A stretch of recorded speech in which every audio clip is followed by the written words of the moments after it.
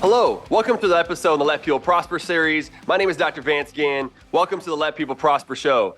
Today, we're going to have a great discussion about the federal budget. One of the things that influences all of our lives, we have to pay taxes, we see government spending, just so many factors that play a role in our lives that we really want to make sure we understand what's going on. We know that the national debt is over $31 trillion now.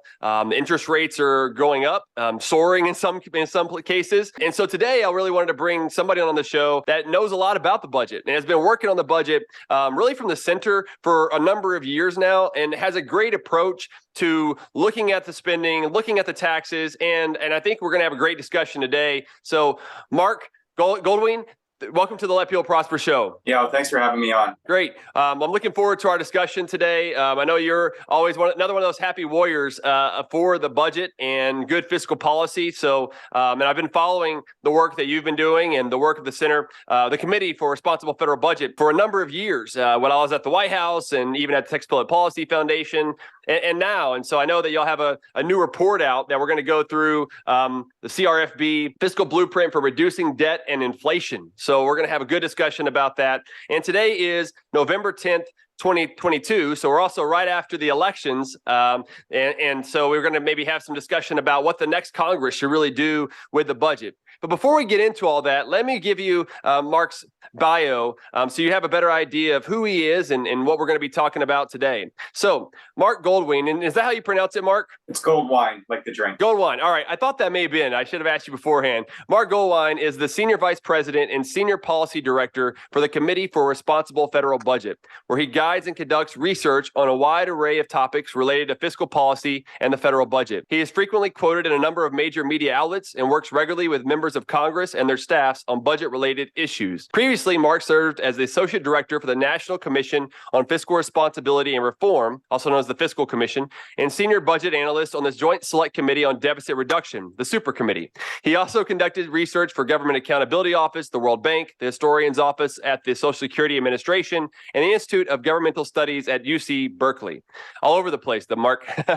That's great. In addition to his work at the committee, Marc serves on Martha's Table's Business Advisory Council and teaches economics at Johns Hopkins University and the University of California, D.C. Marc is a recipient of the Johns Hopkins University Excellence in Teaching Award and was featured in the Forbes 30 Under 30 list for law and policy. He holds a BA and MA from Johns Hopkins Universities, and you can find him on Twitter at Marc Goldwein. So, Marc, again, thank you. Welcome to Let People Prosper show. Well, I'm glad to be here. Excited to chat inflation and budget and whatever else we're going to talk about. All right, great. Well, there's so much to go through.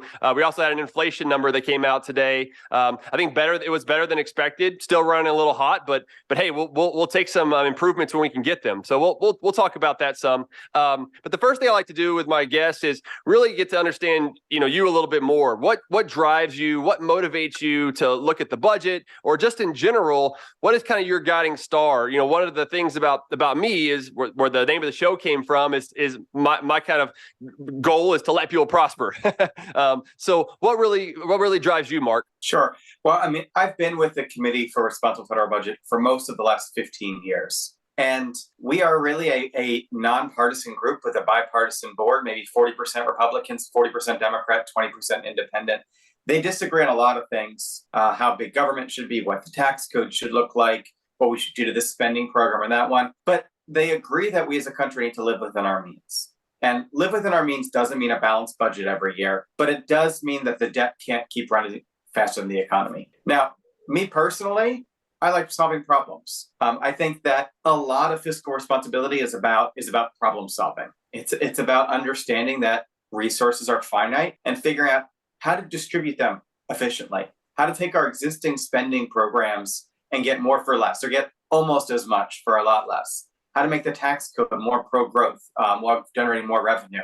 I like these kinds of problem solving, and that's a lot of what I do in my job. Well, that's fantastic, and you do a great job of it, Marc. So thank you for all the work that you're doing there. Kind of with your background and the research that you've done, and you've worked in a lot of different places, what are some of the key highlights that you would want to note about your career that got you to where you are today? So I started off in fiscal policy as a Social Security nerd. Back when I was in college, I did an internship during the Bush Social Security reform and privatization push. And I was interning for one of those few members that was completely undecided. So I had to go through every single piece of legislation and read it and try to understand it and write up the stuff. And I got really interested in it. I ended up writing my senior thesis on it. If you look behind me, you'll see probably half these books are Social Security books. I got really the politics of it, the economics of it, the fiscal of it. And that's how I came to the budget issue, was through Social Security. Social Security happens to be the largest federal government program, but it's by far the only one.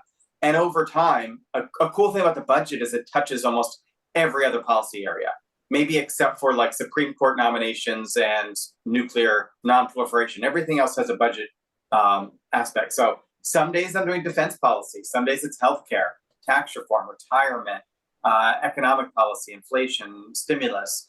It's really cool that, I've been doing this 15 years and every year I learn something new, and every couple of years I take on a totally new topic.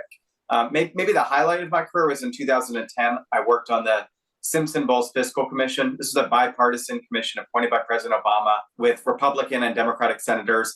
11 out of 18 of them agreed to a package that really would have fixed our debt situation, made Social Security solvent, brought spending under control, brought in more revenue while reforming the tax code. Even though, unfortunately, it had 11 out of 18 of our members, it never passed Congress or even got a vote. But that was a very exciting time to see Democrats and Republicans really come together on what could have been a meaningful fix for our budget issues. Well, you definitely like to tackle the big things first if you're going after Social Security.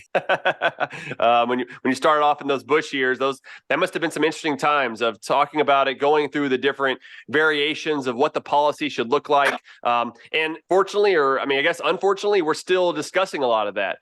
What should be the next steps with Social Security? And I remember the Simpson-Bowles. I remember there were a lot of good ideas that were being proposed at that time that ultimately didn't pass. What did you see as some of the biggest challenges of maybe the time of Social Security reform back in the mid 2000s or the Simpson-Bowles? Yeah, well, the biggest challenge in fiscal policy is that it's always easier for politicians to give stuff away than to take stuff away.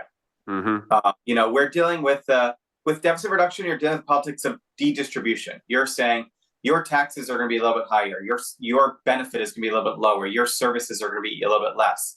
And even though we spend a painstaking amount of time trying to find the most efficient way to do it, the way where healthcare costs less, but you still get pretty much the same value, or the way where, yes, you don't get that tax break, but that was a really bad tax break that was driving up your housing costs. It's still a lot more painful politically than saying you get a tax cut and you get a new spending program and you get more defense. Every politician wants to be Oprah. Yeah. No one wants to be the one to tell people that we've overcommitted ourselves, that we are spending far more than we're bringing in revenue, and we got to rein it in. And that's also true within Social Security. Look, we know this program has been headed towards insolvency. We've started this discussion in the early 1990s with some great plans that would have allowed us to phase in changes so slowly nobody would have even noticed, and actually give people sort of additional support. Even in 2010, when we proposed something with Simpson-Bowles, we were able to phase in the changes over 40 years. By 2050, if you were to try to do the Simpson-Bowles plan today and make it work, you'd probably have to phase in those same policies over about 8 years. So we are running out of time, and it is really tough to tell people, we need you to work another year. We need you to accept a lower benefit. We need you to pay more in taxes. But those are the reality, because under current law, Social Security cannot pay out full benefits 12 years into the future, which means it's something like 2034, all beneficiaries will get an across-the-board 22% benefit cut. And that's an unacceptable outcome. I agree. And the people that are receiving the Social Security benefits now or will in the future, I don't know if they don't know about it, but it's very difficult to say, well, you're going to get cuts today, to your point, which is a very good point. It goes into some of the work by James Buchanan, right? Public choice economics, thinking about the rent seeking that goes on, but just the cost and benefits that are associated with politics. It's not the same marginal cost and marginal benefits that we have maybe out in the private sector, that because they need to win elections, right? There's got to be some votes that they've got to be able to win in the process and be able to exchange what's happening in that political process as well. And Social Security, I'm glad you brought this up first, because it is so important to think about. I mean, when it was created, 1935, right? During the Great Depression, under FDR, it was a way to really provide supplemental income to folks during that period of time. Not necessarily, from what I understand, I'd love to get your views on it, to live on. It seems like a lot of retirees today are living on Social Security as their sole source of income. I know my grandparents did, just to be honest about it, but that wasn't necessarily how it was initially created. And now they have raised the retirement age a little bit. I think it's up to 67, where it was 65 or 63, and then up to 67 now. But we still have some major issues with it moving forward. So how do we start to turn the tide? How do we start to change the vision for where Americans really see Social Security and this sort of program overall? There's a lot to unpack there. When Social Security was first created, it was insurance, basically insurance against the risk that you would actually make it into retirement, right? Yeah. So the Social Security age was 65. The average life expectancy was about 65. That doesn't mean, some people use that to say, well, that means nobody was going to get it. No. That means that half the people got it, right? It was insurance in case you outlived your retirement. It has turned into a public pension program. And I think that's actually desirable. I think it's good that we have, it's definitely good we're living longer, no question. And it's good that we have this continued annuity insurance. But we don't all need the same amount. And in fact, the way the Social Security works, the more you earned in your lifetime, the more you get in benefits. And so I think there's a few things that we need to do. The first is we need to tell higher earners that they're still going to get Social Security, but they're not going to continue to get way more than lower earners. And they're going to have to provide more for themselves through retirement savings, through other vehicles. And they can do that already, by the way. Today's seniors are the wealthiest cohort in the history of the universe, or the known universe, I should say. Yeah, right. Hiring seniors often have millions of dollars in wealth. They don't necessarily need to top out at, for a couple $80,000 a year of social security benefits, or $70,000, depending on what they're doing. So I think we can make benefits more progressive. The second is, as we're living longer, many of us should be working longer. It turns out working longer not only is good for the budget, but it's good for the economy. Longer work means a faster growing labor force and more production. And it's good for individuals. There's studies that show that when people work longer, they accumulate more wealth, and so they have higher income in retirement. They are happier. They are healthier. They have stronger social networks. They spend less time drinking, less time watching TV, lower divorce rates because they're not at home annoying their spouse all day. Like on every metric. This isn't like at every person, but on average, people do better when they stay in the labor force for longer. And so I think we need to think about encouraging delayed retirement, also more flexible arrangements where people can take more vacation and time to spend with their grandkids, where people can get re-educated in a different career, where people can phase into retirement consulting. So we need to rethink retirement. And then after we do all these things, make the benefit formula more progressive, get people to work longer, adjust the way we measure inflation, we're still going to have a hole to fill. And that's where I think tax revenue needs to come in. And given how much older a population we are, I think that we need to accept that younger folks will have to pay a little bit more for our grandparents. And so we should raise the amount of revenue coming into the system. I have a lot of ideas of how to do that in an efficient, pro-growth way. Yeah. Okay. And that brings up a lot of good points. Thank you for that, Mark. I wonder, is one of the things that you may have worked on back in the mid 2000s? I know the George W. Bush administration was of privatizing part of Social Security, giving options for those who were newly enrolled or younger people maybe to get into private accounts. Is that something that you favor or not? Or what are your thoughts on that? Well, I think here's the way to look at it. In the 1990s and early 2000s, Social Security was raising about 2% of payroll more in revenue than it was paying out on benefits. And so taking that money and putting someone into a private account might have made sense back then. Now it's the opposite. We're paying maybe 3% more in benefits than we're bringing in revenue. And so to take another 2% away is going to make Social Security hold deeper. And so while I think private accounts was an interesting idea in the 90s and 2000s, I think it'd actually be a really bad idea right now, carved out of Social Security. Now, what we could do instead is say, on top of Social Security, we're going to automatically enroll you in a retirement account. And maybe you can opt out, it's your choice, but we're going to change the default so that you're saving more for your own retirement on top of Social Security. And I do think that makes a lot of sense. Got it. No, that's good. Good insight there. When we start looking at what's been happening with the budget just over the last couple of years, when I was the chief economist of Office of Management and Budget from June 2019 to May of 2020, I helped write the President Trump's last budget. And in that budget, we found $4.6 trillion in savings, but it still didn't balance the budget until after 15 years. I kept trying to push us to do more, to find a way to balance it sooner than that. And one of the things, and I've talked some about this, at least on Twitter, is I'm in favor of a spending limit. I think we need some sort of fiscal rule to start to rein in government spending over time, which I consider to be the ultimate burden of government, is how much we spend. The symptoms are taxes and other things, but really it's driven by the amount of government spending. And so if we were able to rein in government spending over time, if you looked over the last 20 years, we ran up the national debt by $17.7 trillion. If you just match population growth plus inflation over that period of time, it would have been a $1 trillion surplus, right? And that's with different changes in the tax code and things of that nature. So that's $18.8 trillion swing by just limiting government spending. And I think that would also boost economic growth. I mean, that's just from basically a static sort of analysis, just looking at growth trends between revenue and then the spending restraint and population and inflation. But I know that, like, from your fiscal blueprint, but I want to get into that in just a minute, but in your thinking for the budget, reining in the growth of the deficit and balancing the budget, over time anyway, what's the structural framework that you have with the budget whenever you're looking at it? Let me start with this. There's a lot of advantages to having a balanced budget in the future, including fiscal room, but it's not necessary for your sustainability, and it's probably not politically achievable. We estimate it would take $7 trillion of savings over the next decade. So that's like twice what you all came up with in your budget, just to hold debt equals the share of the economy. So right now, debt is 97% of the economy. It's almost as large as the economy. Just to hold it at 97% over the decade would take $7 trillion. And so, look, if we can do better than that, that's great.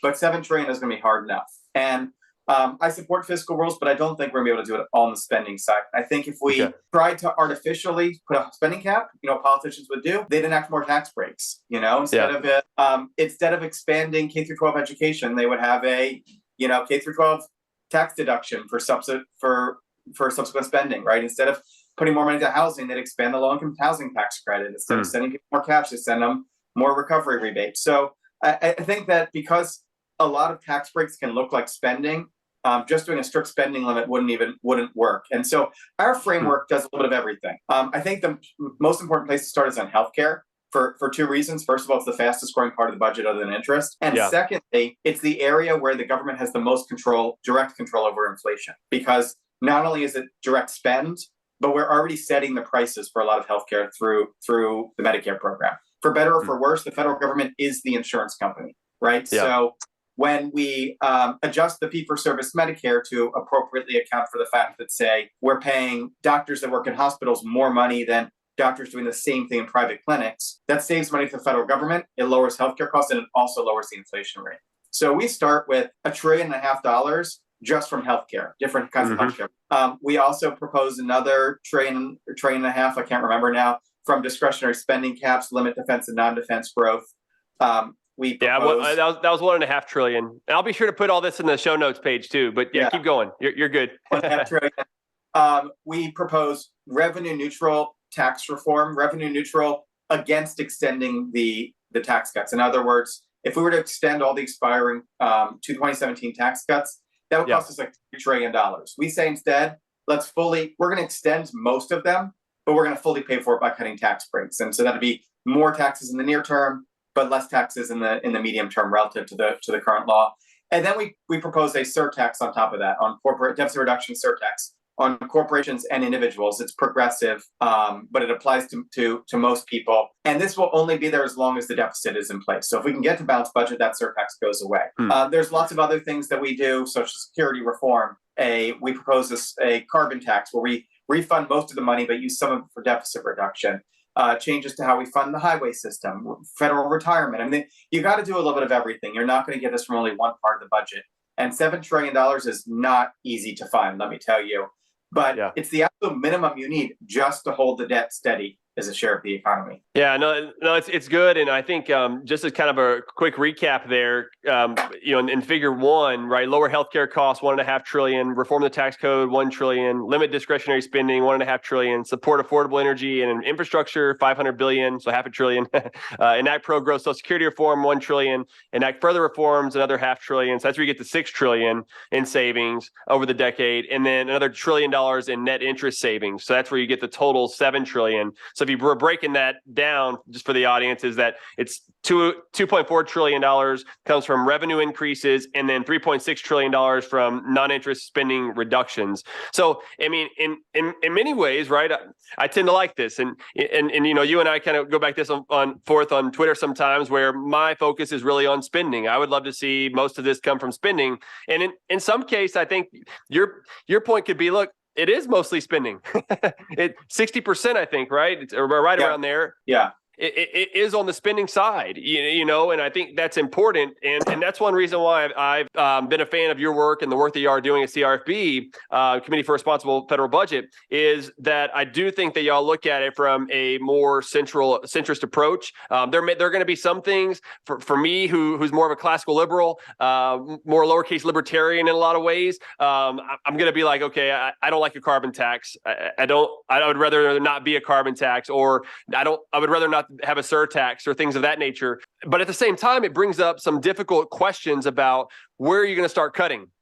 Because a lot of it is difficult when you think about Medicare, which I like how you started with lower healthcare costs. I mean, that is a substantial part of this. And when you see inflation with the number that came out today of 7.7% increase year over year, headline CPI inflation, even the core, 6.3%, well above the 2% growth rate, or, if we were going to be back to that level. But you're right that a big portion of that is going to be healthcare, housing, which continues to have some movement up, where there's still some heating up going on in housing and rental rates. But you are going to see that. And so kind of digging into that a little bit is reduce and reform Medicare provided payments of $300 billion.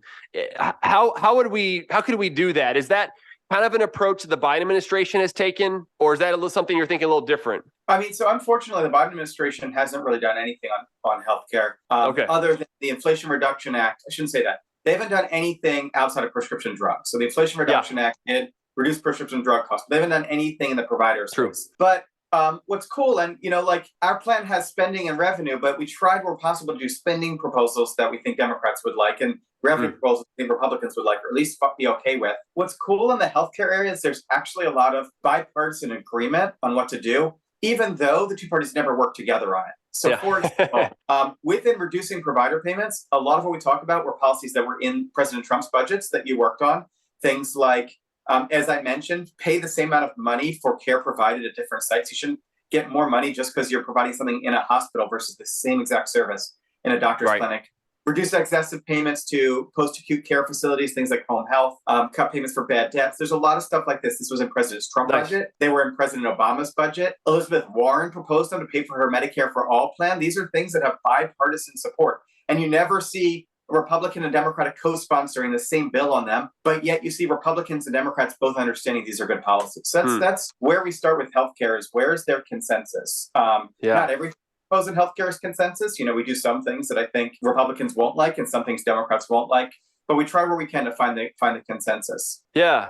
No, and I think that's going to be important in order for us to have some major reforms, because in many ways, and in my view, I think that we are reaching a fiscal crisis, that we've really got to start to turn the tide of how much that we're spending. Think about the tax code, what's going to be the most, in my view, kind of pro-growth. But if it's pro-growth, you're going to have more economic growth that's going to bring in more tax revenue at the same time. So you are thinking about the tax revenue side. But with interest, on the debt rising at a rapid rate, and now with the federal funds rate being at 4%, likely to go up to 4.5% at the top bound at their next meeting, and then we'll see what where they actually go at the end of the day. But you're going to continue to see rising net interest on the debt that's going to be competitive with the national defense spending, which I think many conservatives would be concerned about. If you're spending just as much on national defense as you are on net interest, I really don't care if somebody's a progressive, a libertarian, or conservative. I think we can think about better ways to use that money than net interest on the debt.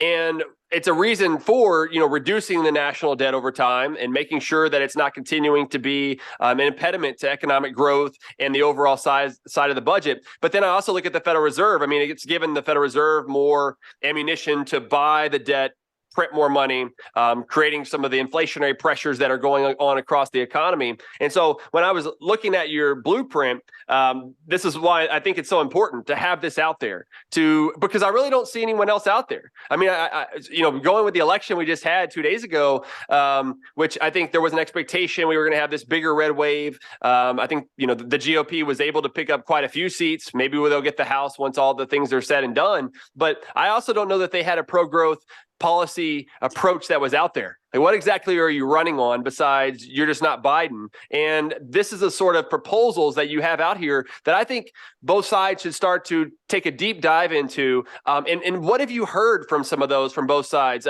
They like it? They don't like it? What have you been hearing? Yeah, I mean, I don't know if politicians will, but they really should be pivoting to deficit reduction. We saw President Biden, by the way, do this for like a few weeks when he was trying to get the Inflation Reduction Act to the finish line. And he was rhetorically saying the right things about how deficit reduction could help with inflation. Senator Manchin has been saying that for over a year, by the way. But then a week later, he just canceled $500 billion of student debt and completely undid that. We did need to pivot towards deficit reduction. As you mentioned, by next year, interest costs are probably going to exceed everything we spend on children. So we spend sort of more servicing the past than investing in the future. Within maybe 6 or 7 years, it's going to exceed the defense budget at its current track. Within a quarter century, interest is on course to be the largest part of the budget, larger than Social Security, larger than Medicare. So we got to tackle that. How do we and deficit reduction can do it in 3 ways. First of all, deficit reduction today can reduce inflationary pressures, and that means the Fed won't have to raise rates quite as much, or they can bring them back down quicker, right? So maybe instead of going to 5.5% as their terminal rate, they'll only go to 5%, and then they'll get back down faster. Secondly, less debt means less interest payments because the same interest rate on less debt means less interest, right? It's just the same way if you have a lower credit card balance, you pay less interest payments or lower mortgage. And then third, over the medium term, I think the research is pretty clear that that debt actually just drives interest rates up a little bit by crowding out other private investment. By sort of the more debt there is, the more they have to the more they have to reward people to take that debt. And so deficit reduction can very much help with our medium-term interest rate and interest cost problems. But we have to do it. And that, again, is going to require both parties to do things they don't want to do. I'm reminded that towards the end of the Simpson Bowl's deliberations, we had this almost final package, and it was our last meeting of all the members. And Senator Tom Coburn, the late senator from Oklahoma, who was, I think, ranked maybe the most conservative member of the Senate at the time, or top 5 most conservative, he took out the report and he said, there's a lot of things I like in this, there's a lot of things I hate in this, but all major republics, all major sort of empires, they all have failed. And they've all failed for fiscal reasons. And the only way they don't fail is if people do something that they don't want. And if people take something and he was like, and I understand I can't have everything I want. And so he supported the package. He supported a package that there's pieces of that were an anathema to what he had been, talking about for his 40-year career. But he understood that as part of a bigger package, you have to make some sacrifices because we got to tackle this debt situation or we risk sort of failing as a great power. Yeah, I agree, Mark. And I think I was caught a little bit off guard by what you said at the beginning of that statement, where the net interest on the debt will exceed how much we spend on children. Is that what you said? Yeah, I believe by next year. Wow. Yeah, I hadn't seen that stat, but that's quite that's interesting. I mean, I like the way you put it too, because instead of kind of an investment or spending on the future, we're having to pay for things from the past. and the debt in many ways is just a redistribution, right? From things that have happened in the past to a cost to the future, which brings us into what I like to talk a little bit about is on the student loan debt, sort of forgiveness is what it's been called. I've kind of called it the redistribution scheme. But I've really liked the work that you and the committee have done on this. Why don't you explain some about the work that you've been doing on the student loan issue? Sure. Well, let me start with this. I'm not a small government guy. I'm not a big government guy. I'm a let's have a good government guy. And one area where I think investment actually makes a lot of sense is in human capital, right? In education and children. And so I would support a package, for example, that put more money into the Pell Grants program or put more money into universal pre-K, so long as it's paid for appropriately. That's not what student debt cancellation is. What student debt cancellation is it is taking decisions that have already been made and giving people a windfall for them, right? These are people that took out student debt, and it is saying, we don't care how much you spent, we don't care what your outcomes were, we're going to send you $10,000 or $20,000.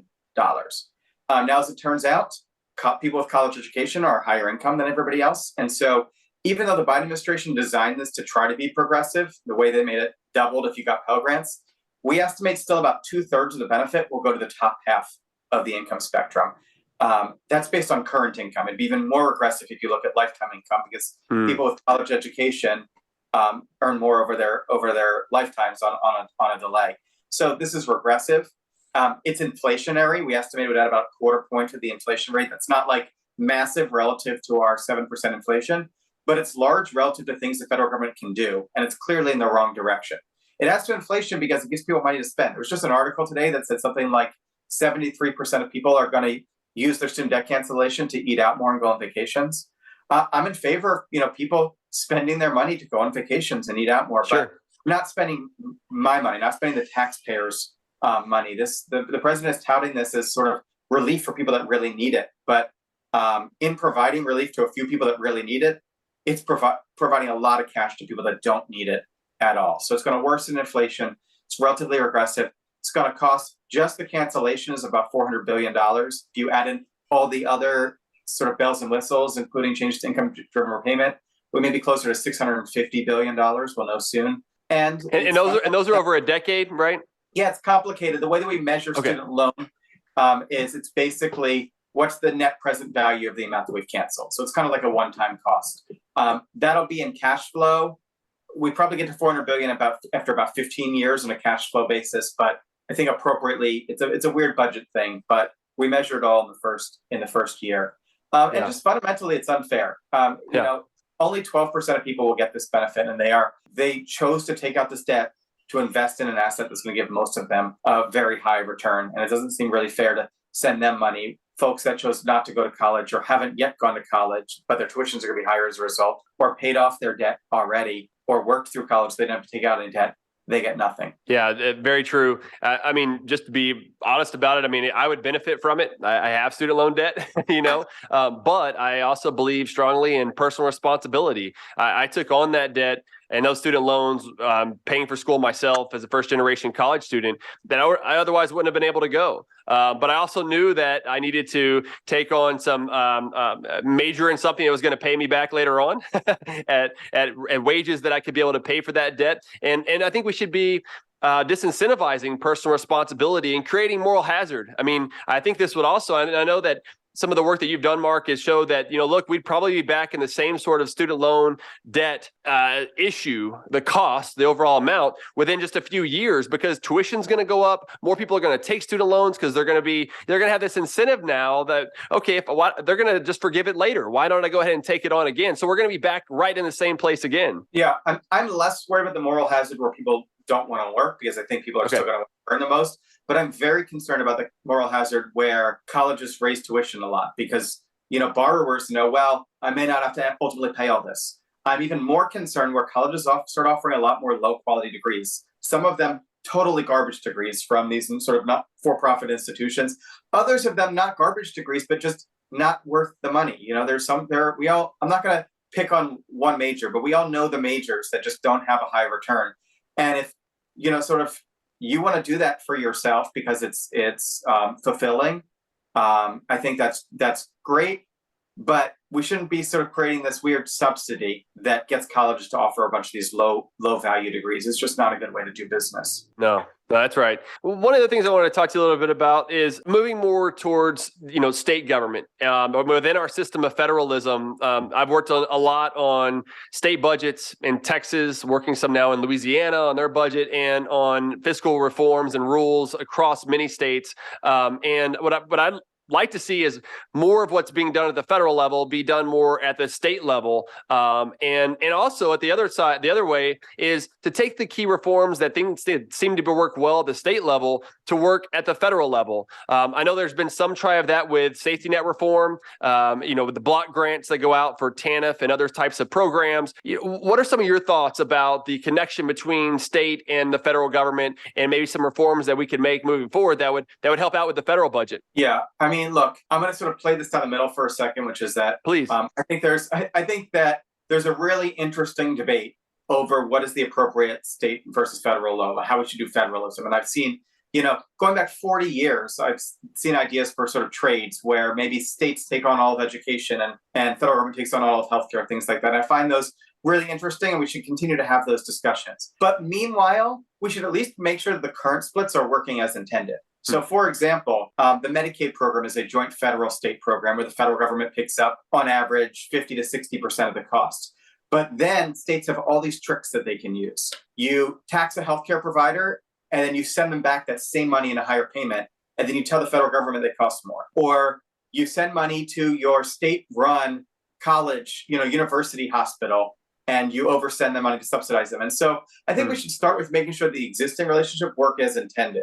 Like a lot of states that are supposed to get a 55% match are actually really getting a 65% match because they're playing all these tricks. And the same thing happens in infrastructure, and the same thing happens in education, where state and local governments play all these games. The federal government encourages it, frankly. And let's start by getting that right. And then I think we should have that bigger discussion over what's the appropriate split. Yeah, no, that's a great point. No, I agree with you. I think that we should be looking more at that. It's just like TANF.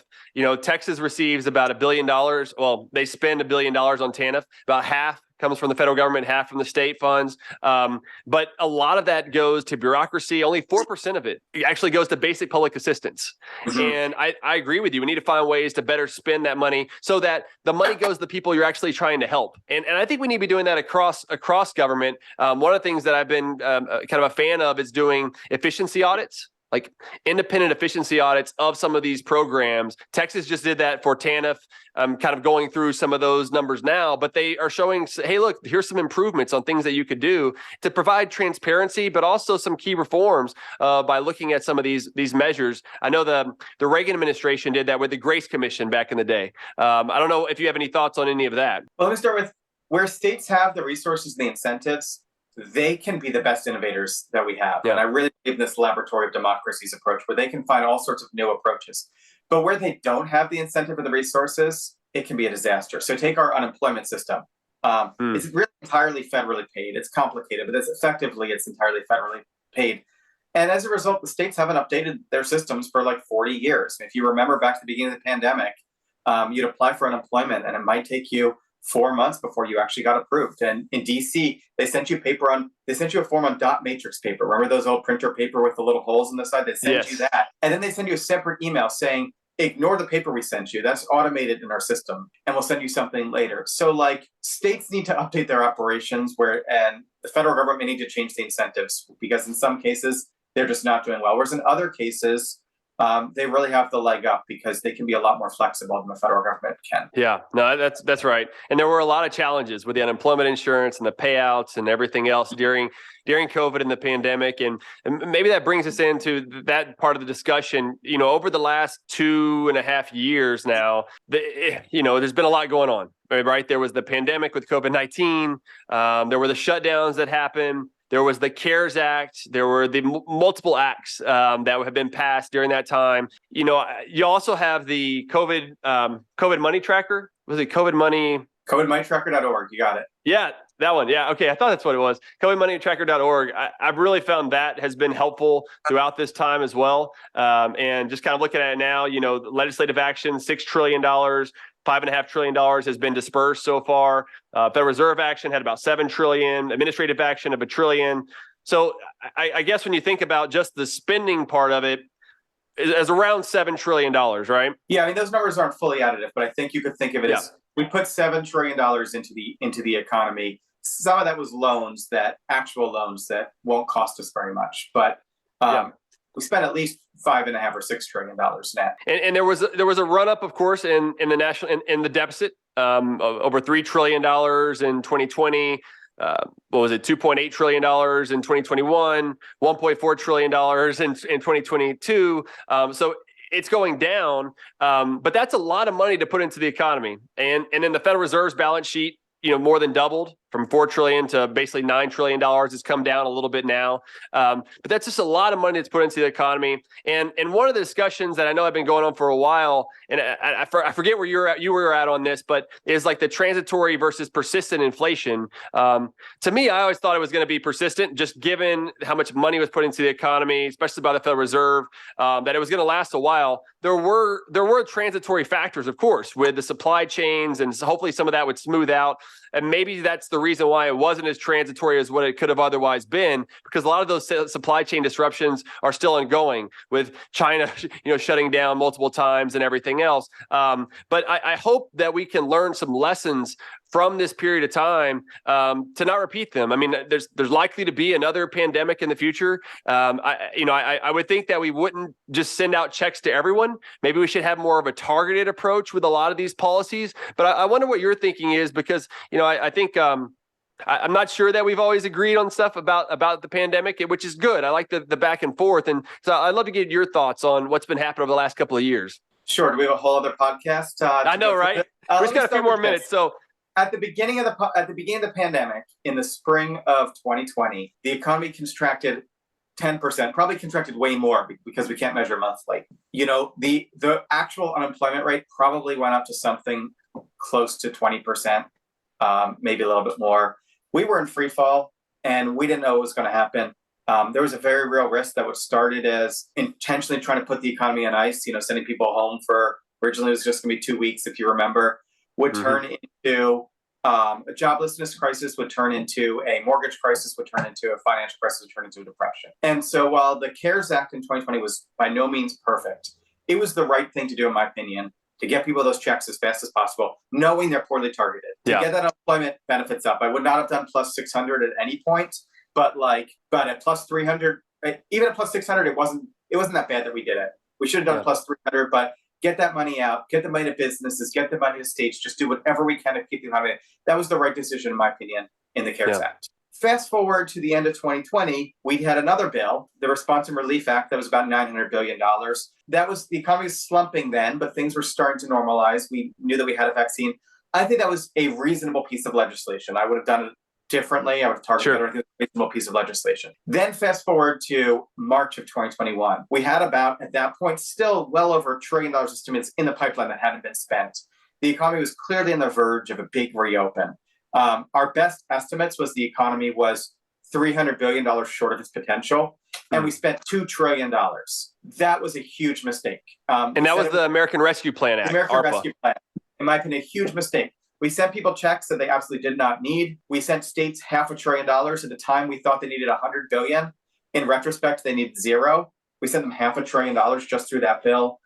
We extended unemployment benefits. I think that was reasonable, but we extended them at too high a rate. And overall, that bill covered the output gap like 6 times over. And I think it's a big reason. You almost immediately saw the inflation after that. You saw people take their checks and go right to the used car lot, frankly. I mean, I know I think a lot of this supply chain stuff is really a red herring. There were supply chain problems because there was so much demand. COVID's a real supply issue. Russia, Ukraine is a real supply issue. A boat being stuck in a canal is not a real supply chain issue. That happens all the time. It's just usually not a big deal because we have inventory, because we have excess capacity. This is mainly a demand issue. And so I think that we would have had inflation even if we had not done American Rescue Plan. And some of it would have been the consequence of the CARES Act. But I think we made the right choice in 2020 to spend too much knowing there could be consequences. I think we made absolutely the wrong choice in 2021 to spend $1.9 trillion. At the time, I thought spending $1 trillion would have been plenty of excess money and would have been sort of a safe overshoot.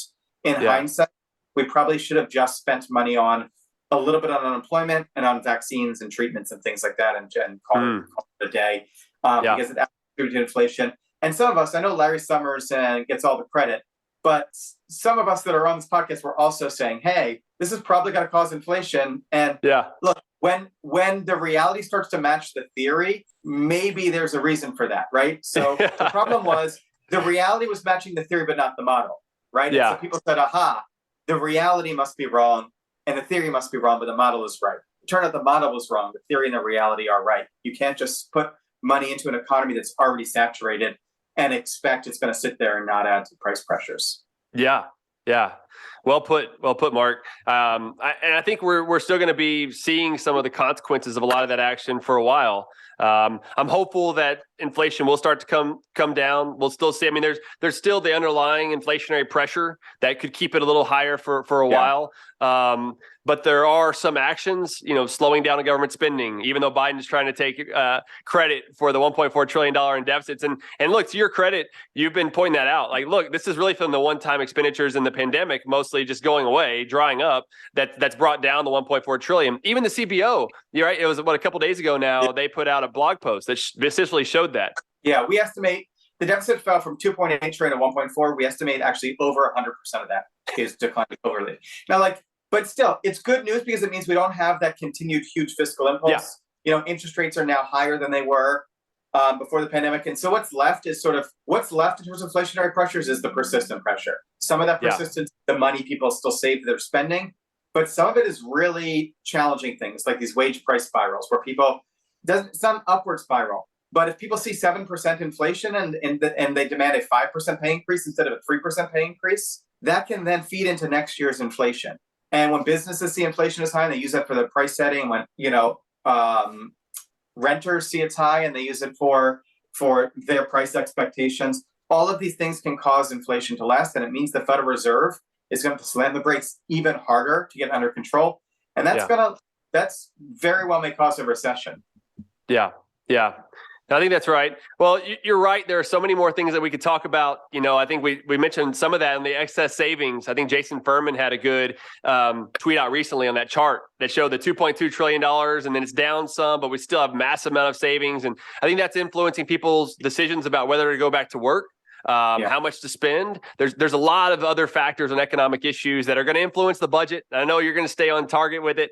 I'm going to keep watching the stuff that you're doing, Mark. And but thank you for all the work that you do just in general, and trying to provide some really good data out there for people so we can understand the budget, get things under control, and hopefully more people will look at this blueprint, because I think it's really important to figure out how do we really start to get control, because if we don't, we're going to have a larger fiscal crisis and other issues that we're going to have to deal with later. So do you have any last minute parting words for us? Hey, look, the best thing we can do to avoid a recession is to start doing deficit reduction now. And that's going to mean some things that either party doesn't like. But thoughtful deficit reduction can reduce inflationary pressures, can make the Fed have to raise rates less, and can actually avoid a recession. And so there's really no time to wait. The worst thing we can do, by the way, is to continue to add to the deficit as we have been in recent years. If policymakers can't even make it the next 2 months without adding to the deficit, I'm not sure what hope they have. Well, those are great words. I hope they do not do that. But we shall see what happens. Thank you, Mark, for being on the Let People Prosper show. Thank you for listening. Please give us a 5-star rating, if you will. That would be much appreciated. Have a wonderful day, and let people prosper.